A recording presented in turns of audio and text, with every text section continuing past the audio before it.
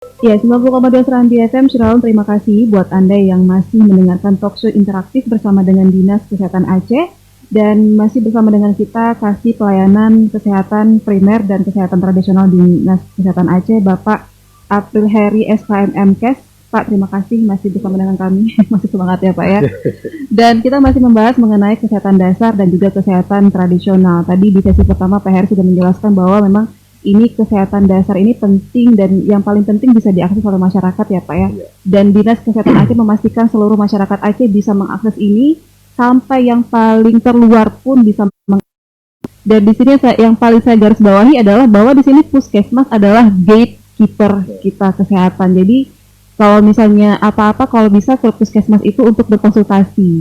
Kita berharap semua masyarakat Indonesia khususnya Aceh itu sehat semuanya ya Pak ya, seperti itu. Iya. Nah Pak ini langsung mungkin untuk pertanyaan selanjutnya yang mungkin saya ingin tanyakan ke Bapak. Tadi kita sudah berbicara mengenai kesehatan dasar. Ini untuk kesehatan tradisional sendiri.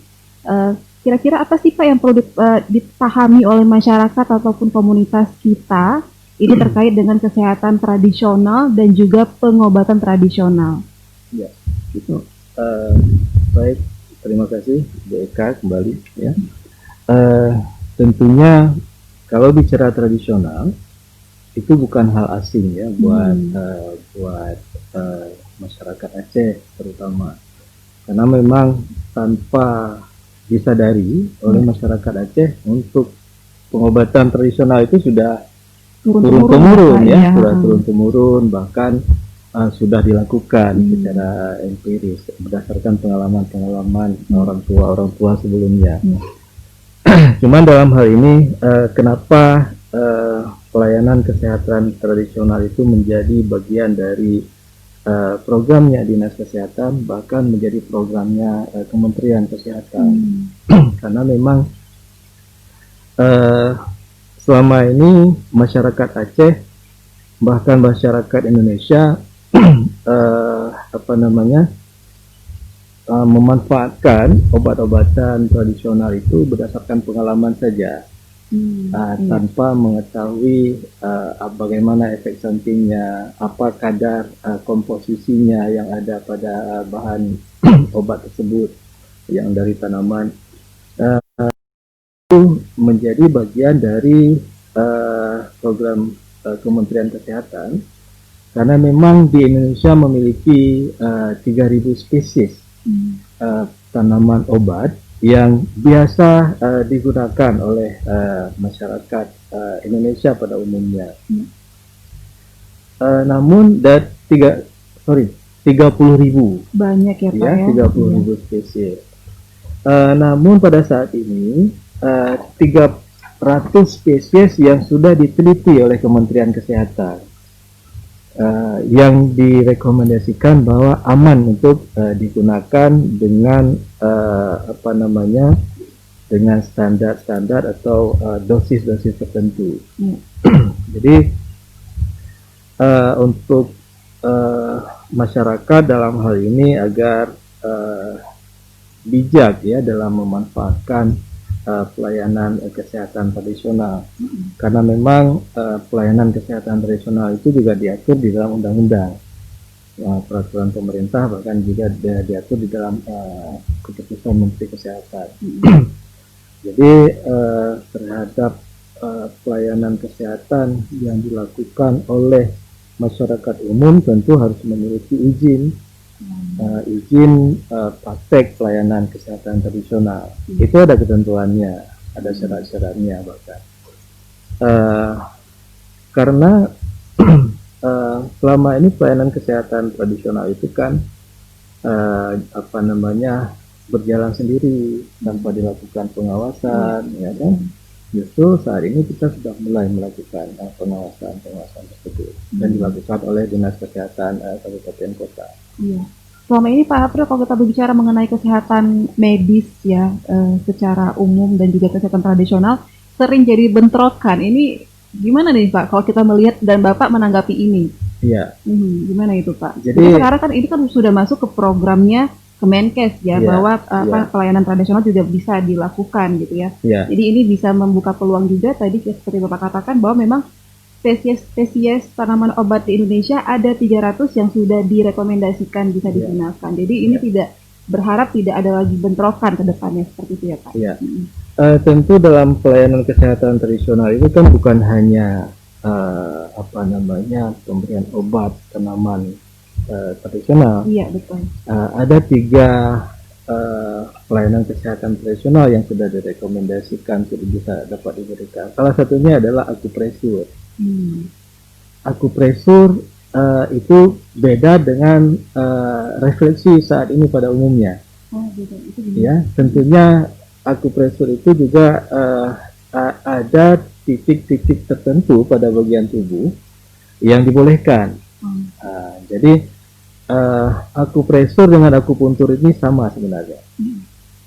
Cuman bedanya akupresur itu tindakannya menggunakan benda keras, bisa menggunakan ujung jari misal, atau bahkan bisa menggunakan alat bantu pada titik-titik yang sudah ditentukan.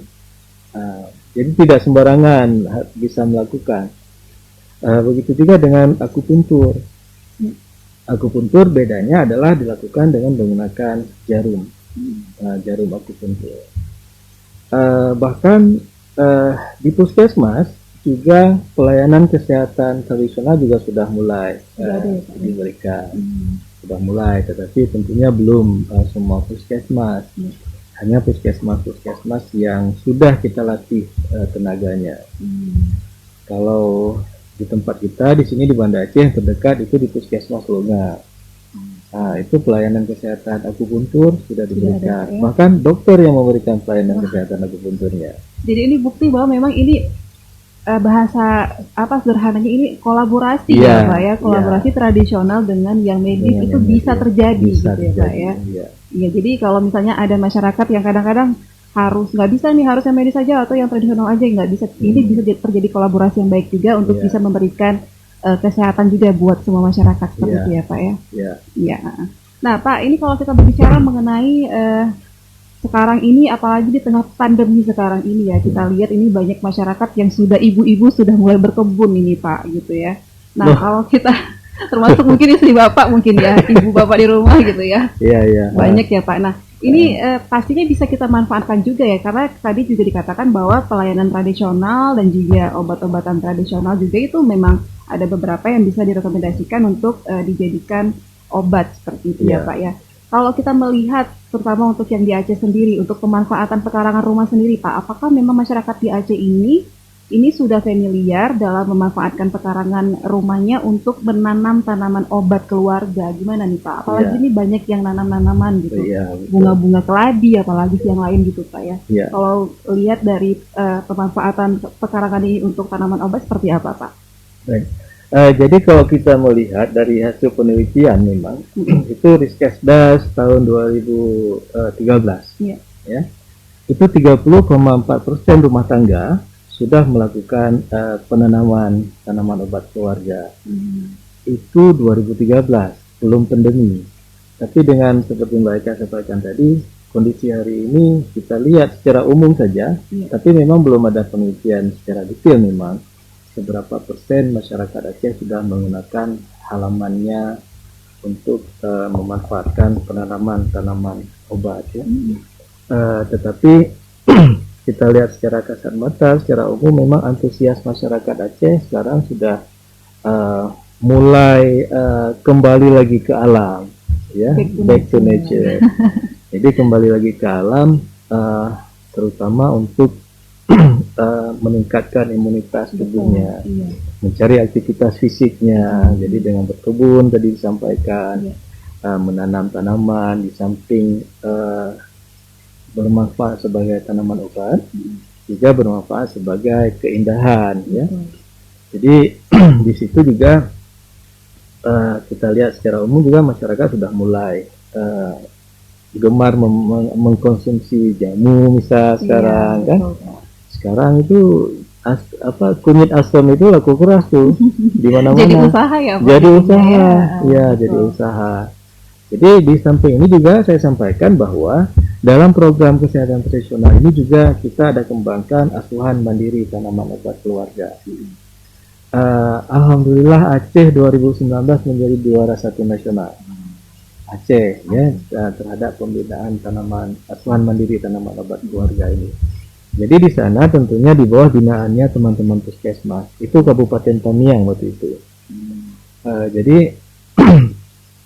penghargaannya malah waktu itu langsung Bu Dia datang, gitu ya, hadir menerima penghargaan dari Kementerian Kesehatan. Itu puskesmas melakukan pembinaan kepada masyarakat, melakukan asuhan mandiri tanaman obat keluarga secara berkelompok, juga bahkan secara individu, dan untuk memberdayakan lahan halaman rumahnya untuk menanam tanaman-tanaman obat dan tentunya yang bermanfaat bagi kesehatan. Pastinya diharapkan tanaman obat yang 300 jenis tanaman tadi yang sudah direkomendasikan dan sudah diteliti oleh Kementerian Kesehatan untuk dikembangkan. Dan saat ini juga tanaman obat keluarga itu juga menjadi pemasukan secara ekonomi kepada kelompok Asman tadi. Jadi mereka sudah menjadikan itu sebagai komoditas ekonomi mereka. Juga seperti di di Biren, ya, di Kabupaten Biren, Pesangan Siblah Krung. Jadi di sana ada desa di bawah binaan puskesmas Pesangan Siblah Krung waktu itu. Sampai saat ini juga sudah berjalan. Di sana mereka mengembangkan tanaman kelor. Ya, jadi kita tahu kan daun kelor itu banyak sekali manfaatnya. Jadi mereka kemas menjadi teh kelor. Jadi kalau Ibu Eka mau coba lihat di supermarket tentunya ada tuh biasanya. Sudah mulai ya Pak ya? Ya, jadi sudah kemasannya seperti teh sariwangi seperti itu sudah ada kilo. Ada bagnya gitu Pak ya? Ya, awalnya memang di plastik saja. Hanya plastik bubuk kayak aduk teh saring biasa. Tapi karena memang masyarakatnya mau berinovasi gitu kan, sampai saat ini sudah kemasannya sudah bagus.